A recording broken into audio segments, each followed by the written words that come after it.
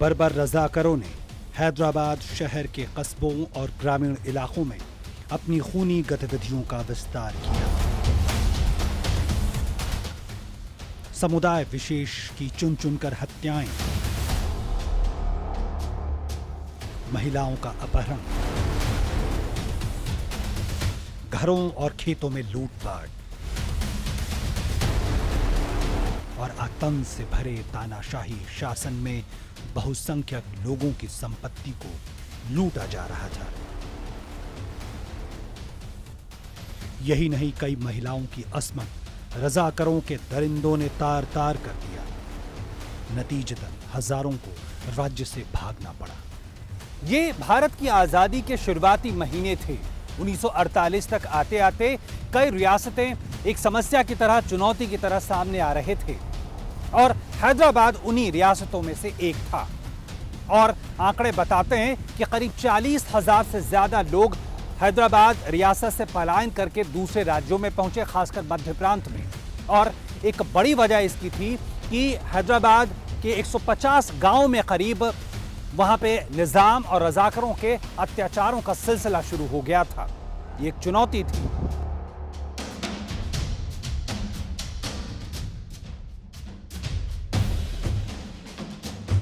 ये एक तरह से धोखाधड़ी हुई थी भारत की स्वतंत्रता के समय। जो निजाम ने पहले कुछ और कहा, बाद में कुछ और कहा, और धीरे धीरे वो अपने बदलते गए रंग। और आपको पता है कि जिस प्रकार से उन्होंने एक इतनी बड़ी और क्रूर सेना, प्राइवेट मिलिशिया आर्मी टाइप की खड़ी कर ली थी, रजाकार्स की, जो बिल्कुल आतताइयों की तरह जाकर के लोगों को मारते काटते थे। और अंततः मुझे लगता है कि हमारे जो स्वतंत्र भारत के पहले गृह मंत्री थे और उप प्रधानमंत्री माननीय पटेल जी, सरदार वल्लभ भाई पटेल, अगर वो और उनकी दूरदृष्टि नहीं होती तो ये और भी मुश्किल होता है। महान सम्राटों से लेकर विदेशी आतताइयों तक, विस्तारवाद से लेकर साम्राज्यवाद तक, इस देश ने सब कुछ झेला और देखा।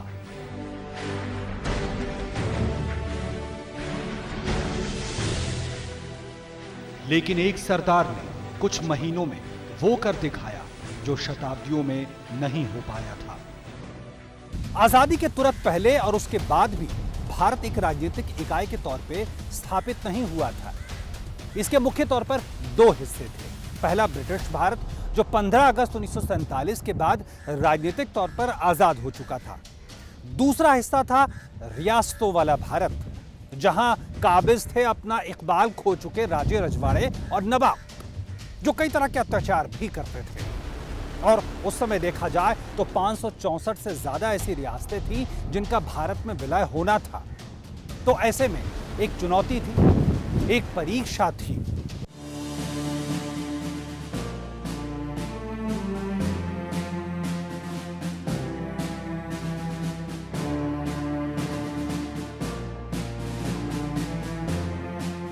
आज के 3 राज्यों आंध्र, तेलंगाना, कर्नाटक और महाराष्ट्र तक फैला था हैदराबाद के निजाम का शासन। सन 1719 से लगभग 2 शताब्दियों से शासन करते आ रहे निजाम बड़े महत्वाकांक्षी थे। हैदराबाद के निजाम थे और वो तो बहुत अमीर थे। उन्होंने भी ऐलान किया कि अपनी स्वाधीनता का। हैदराबाद के जो निजाम थे, ये संकेत मिल रहे थे भारतीय सरकार को, नेहरू और पटेल को, कि वो ये कोशिश कर रहे हैं कि कहीं से बाहर से रिकॉग्निशन मिल जाए, मदद मिल जाए, तो वो एक इंडिपेंडेंट रिपब्लिक अपना स्थापित करें। 1947 का समय आ गया और उन्होंने कुछ फैसला नहीं किया, तो उनको 1 साल का समय दिया गया। स्टैंड स्टिल एग्रीमेंट इसको कहते थे, कि कोई रजवाड़े अगर चाहते हैं कि अपना फैसला वो स्थगित करें तो उनको 1 साल का समय दिया जाए। तो 1 साल का समय दिया गया कि 1 साल में वो तय करें कि वो क्या करना चाहते हैं। आजादी के बाद लंबी वार्ताओं के बाद भी हैदराबाद और भारत के बीच 29 नवंबर 1947 को 1 वर्ष के समझौते पर हस्ताक्षर हुए। उस समय के गृह मंत्री और रियासत मामलों के मंत्री सरदार ने आशा जताई कि जल्दी ही हैदराबाद रियासत दूसरे रियासतों की तरह भारत का हिस्सा हो जाएगा। एक ब्रिटिश व्यक्ति थे, बहुत ऊंचे पद पे थे, वॉल्टर माउंटेन, हाँ? और वो उनकी पूरी मदद कर रहे थे जैसे, और उससे उनको बहुत आश्वासन मिला। तो वॉल्टर माउंटेन जो थे वो जिन्ना साहब के पास जाते थे, वो वहाँ पर लंदन पहुँचते थे और लंदन से आश्वासन लाते थे, अच्छा ठीक है अगर आप स्वाधीन हो जाओ तो हम आपकी मदद करेंगे। लेकिन निजाम और उसकी बर्बर निजी सेना रजाकरों के इरादे कुछ और थे। ये हिंदुस्तानी सरकार अपने आप को समझती क्या है? देखिए, हम आपको ऐसा सबक सिखाएंगे जिसे आप जिंदगी भर भूलेंगे नहीं। आसमान में जब तक चांद सितारे चमकते रहेंगे, हैदराबाद आजाद रहेगा। सरदार पटेल ने बहुत कोशिश की कि डिप्लोमेसी के आधार पर किसी तरह से निज़ाम को समझाया जाए, लेकिन वो जैसे बताया आपको कि निज़ाम जो था वो रजाकार जो थे वो उन्होंने लोगों को इतनी बुरी तरह दबाया था। इसका राजनीतिक और कूटनीतिक जो और ऐतिहासिक जो परिप्रेक्ष्य लिया जाए तो अगर सरदार साहब इस प्रकार का काम नहीं करते और नेहरू जी को समझा नहीं पाते पंडित नेहरू को, तो ये एक दूसरे प्रकार का एक दर्द होता जैसे कश्मीर रहा है अभी 2019 तक। सो इस प्रकार से बहुत ही महत्वपूर्ण और मुश्किल तो था ही, चूंकि भारत को स्वतंत्रता मिले हुए 13-14 महीने हो चुके थे, 13 महीने हो चुके थे, उससे ज्यादा बीत चुके थे और ये एक तरह से नासूर की तरह वहां पर दक्षिण भारत में एक ऐसा स्थान था जो बना हुआ था भारत सरकार के लिए, नेहरू जी के लिए और सरदार जी के लिए और पूरे भारतवासी के लिए। निजाम का सपना था कि अपना एक अलग देश हो। इसके लिए अपनी आर्मी के अलावा उसने एक अलग सेना भी बना रखी थी जिनको रजाकर कहते थे। इसके पहले निजाम ब्रिटिश सरकार के पास भी जा चुके थे कि कॉमनवेल्थ के अधीन इनका अपना देश हो, पर लॉर्ड माउंटबेटन ने मना कर दिया था। वीपी मेनन अपनी किताब the integration of the Indian states में लिखते हैं कि निजाम ने लॉर्ड माउंटबेटन, जो उस समय भारत के वायसरॉय थे, उन्होंने दबाव डाला कि अगर हैदराबाद पे या निजाम पे दबाव बनाया जाएगा तो वो पाकिस्तान में भी शामिल होने की सोच सकते हैं। अब जरा सोचिए उस समय के नेतृत्व ने इसको लेकर क्या सोचा होगा। ये बात साफ तौर पर सामने आई कि इस तरह हैदराबाद भारत के बिल्कुल बीच में स्थित होना, अगर वो पाकिस्तान का हिस्सा हो जाता है तो कहा गया ये पेट में एक कैंसर की तरह होगा। भारतीय नेतृत्व इसको जरा भी भाव देने को, जरा भी मानने को तैयार नहीं थे। उधर निजाम तमाम तरह के दांवपेच अपना रहा था, पूरी दुनिया में संपर्क साधने की कोशिश कर रहा था, मान्यता लेने की कोशिश कर रहा था। पाकिस्तान को भी उसने करोड़ रुपए दिए, यहां तक कि जो हथियार पाकिस्तान ने भेजे उससे रजाकरों की सेना बनाई, एक हथियारबंद सेना।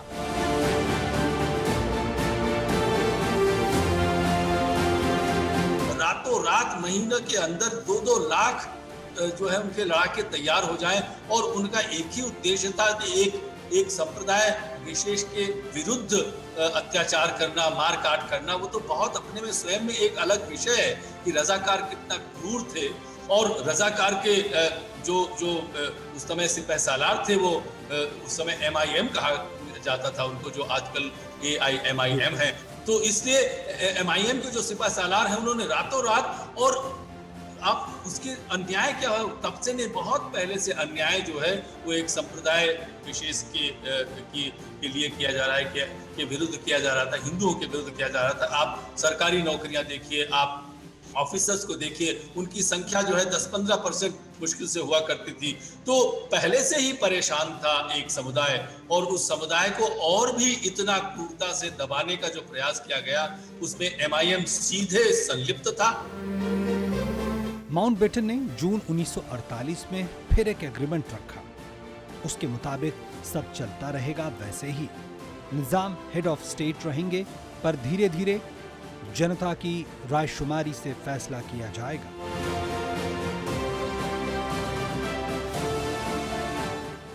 भारत सरकार तैयार हो गई, पर निजाम तैयार नहीं हुआ। कहा जाता है कि निजाम इसके लिए UN और अमेरिका के राष्ट्रपति तक पहुंचे, लेकिन हुआ कुछ नहीं। वो जो उनकी तमन्ना, उम्मीद, सपने जो भी आप कहें, वो यूरोप के साथ, इंग्लैंड के साथ एक संधि करना चाहते हैं थे कि हमें कुछ आपके पास हमारी शक्तियां रहेंगी, बाकी हम यहाँ पर रहेंगे। और जहाँ तक आपने जो बहुत महत्वपूर्ण बात अभी कही कि वो पाकिस्तान के संपर्क में थे, संपर्क में ही नहीं थे, उन्होंने मिलियंस ऑफ पाउंड्स पाकिस्तान को दे दिए थे, एक लुटा दिए थे, जिसको वो बाद में उन्होंने कहा कि उन्होंने लोन दिया था, ऋण दिया था।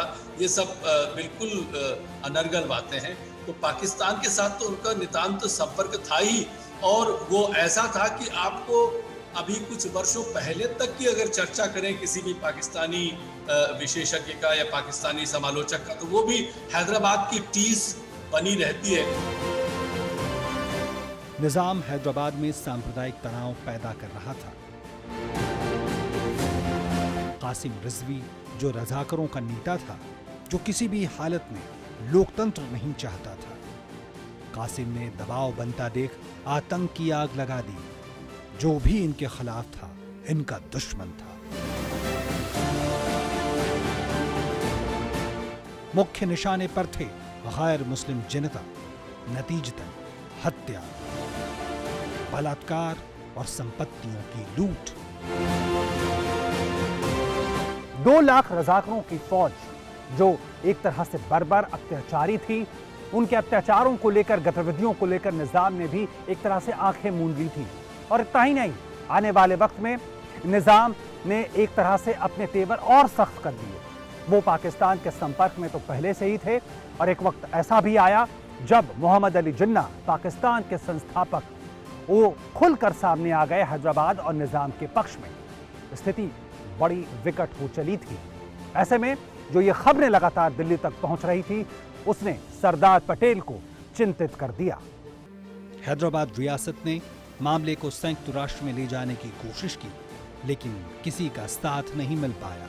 निजाम की जो भी चाल थी, जो भी उनकी दुर्नीति थी, कूटनीति तो मैं कह ही नहीं सकता हूँ, और बाद में किस प्रकार से उन्होंने अपने पैतरे बदले और कहा कि नहीं, रजाकार जो थे वो हमें परेशान कर रहे थे, और जिस तरह से उन्होंने सबसे एक तरह से इस्तीफा लिया, तो उनकी कोई नीति काम कर नहीं पाई। उनके जो इरादे थे, जो उनकी जो तमन्ना थी, वो धरी की धरी रह गई। हाँ, ये बात अवश्य है कि भारत को अपने ही देश में एक हिस्से को मुक्त कराने के लिए, इसीलिए मैं कहता हूँ इसको India cleansing day rather than Hyderabad liberation day होना चाहिए। उसके लिए एक सेना भेजनी पड़ी। हैदराबाद रियासत में हिंसा उत्पीड़न का नंगा खेल मासूम जनता पर चल रहा था, और उस वक्त के गृह मंत्री और रियासत मामलों के मंत्री सरदार वल्लभ भाई पटेल के सब्र का प्याला अब छलक चुका था। पंडित नेहरू जो हमारे प्रधानमंत्री थे, उस समय उनको आशंका थी कि कहीं अगर हम इस प्रकार की कार्रवाई करें तो उससे देशव्यापी और भी विद्रोह न हो। चूंकि बंटवारे के समय 1946 और 47 में जिस प्रकार से रक्तपात हुआ था, तो उनको लग रहा था तो ये निर्णय निश्चित रूप से बहुत ही कठिन रहा होगा। लेकिन जैसा कि हम जानते हैं, और इतिहास इसका एक प्रमाण भी है, गवाह भी है, कि सरदार वल्लभ भाई पटेल के से जब उन्होंने संपर्क किया, और सरदार साहब ने उनको पूरी तरह से अपने विश्वास में लेते हुए कहा कि आप ये निर्णय लें और मेरे ऊपर दायित्व छोड़ें, और मैं आपको हैदराबाद को एक तरह से क्लीन करके, जो भारत है इसकी सफाई करके आपको देता हूं। इसमें मुझे कोई इसमें शक नहीं है कि वो जब इतने बड़े बड़े राजा और जो स्टेट्स थे, उन्होंने एक्सेशन किया हंसी खुशी, और निजाम की चूंकि आंखें इस्लामाबाद और लाहौर और पाकिस्तान की ओर थी, और इसलिए ये सभी नेताओं को, पंडित नेहरू जी को भी अच्छी तरह से आभास था। मुझे लगता था कि उनको लग रहा होगा कि कहीं ऐसा ना हो कि देश में एक ऐसी स्थिति आए जिसकी एक प्रशासनिक और सामरिक दृष्टि से उसको संभाल पाना मुश्किल हो।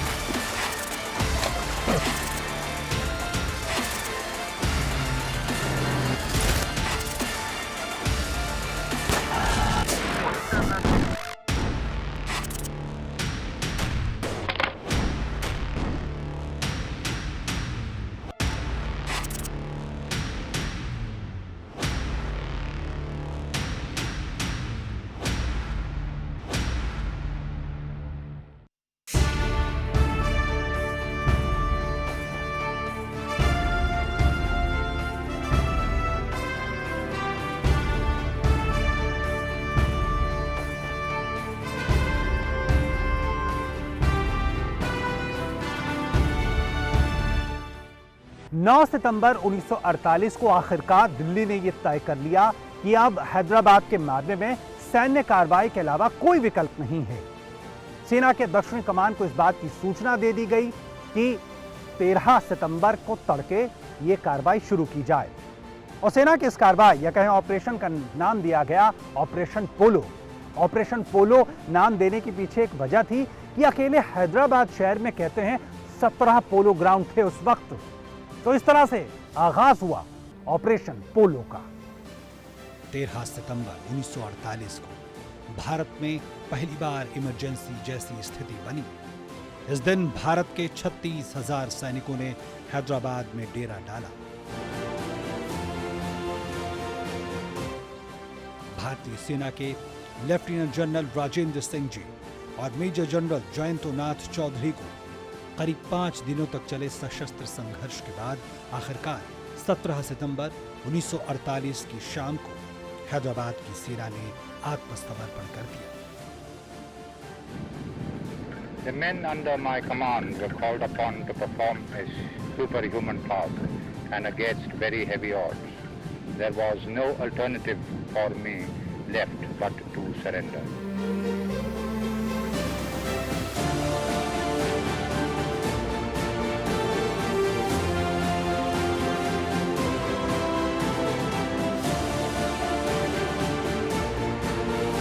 $46, 47, 48 में $30 मिलियन कितना होता है? पाउंड ब्रिटेन का कितना पैसा इन्होंने दिया था पाकिस्तान को। तो जिन्ना को खैर सपना था ही, वो तो और भी विशाल क्षेत्र में, भारत के विशाल क्षेत्र में पाकिस्तान को फैलाना चाहते हैं।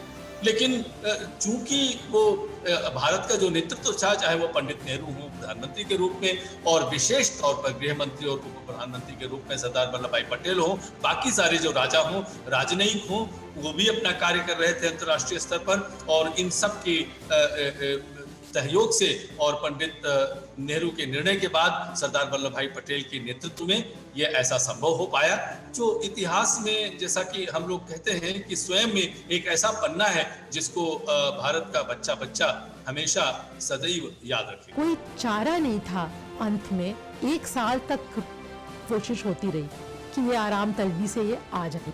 फिर सन 48 में नेहरू की भी इसमें सहमति थी। सरदार पटेल ने इसका ऑर्डर दिया, क्योंकि वो होम मिनिस्टर थे, आप जानते हैं, तो उन्होंने इसका ऑर्डर दिया और ये पूरा आर्मी का जो एक ऑपरेशन था वो बहुत सफलता से किया गया। 565 रजवाड़े थे, सारे के सारे लोग शौकिया अपनी मर्जी से नहीं आए थे। बहुत सारे टैक्टिक्स और स्ट्रेटजी अपनाई गई। कभी उनको धमकी दी गई, कभी उनको बहलाया फुसलाया गया, कभी उनको लालच दिया गया। पार्टीशन, रिफ्यूजी का आना और छोटे छोटे कम से कम 600 से ज़्यादा प्रिंसली स्टेट्स में बटा हिंदुस्तान और उसको कंसोलिडेट करके इमर्जिंग राष्ट्र का रूप देना, जो कि सरदार पटेल कर पाए, ये बहुत महत्वपूर्ण है। और इसी आधार, ये एक तरह से एक आधारशिला बनी, एक नींव बनी, जिस पर कि independent composite state, secular, socialist, democratic राष्ट्र का निर्माण हो पाया। और इसी दिशा में डेवलपमेंट, इस डेवलपमेंट की दिशा ये जो अपनाई, ये इसका नींव सरदार पटेल है। पहले गृह मंत्री और उप प्रधानमंत्री सरदार वल्लभ भाई पटेल की दूरदृष्टि नहीं होती तो हम सिर्फ कल्पना ही कर सकते हैं कि किस प्रकार की स्थिति आज होती भारत में। 18 तारीख को मेजर जनरल चौधरी की अगुवाई में भारतीय सेना शहर में दाखिल हुई। कुल मिलाकर यह ऑपरेशन 108 घंटे चला और हैदराबाद भारत का अभिन्न हिस्सा बन गया।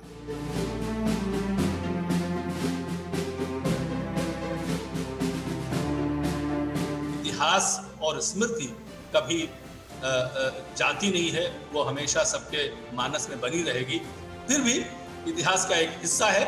और जैसा कि आपने कहा कि निजाम साहब को अंततः घुटने टेकने पड़े और सारी दुनिया ने देखा है वो चित्र जो है वो एक तरह से लेजेंडरी और ऐतिहासिक चित्र है।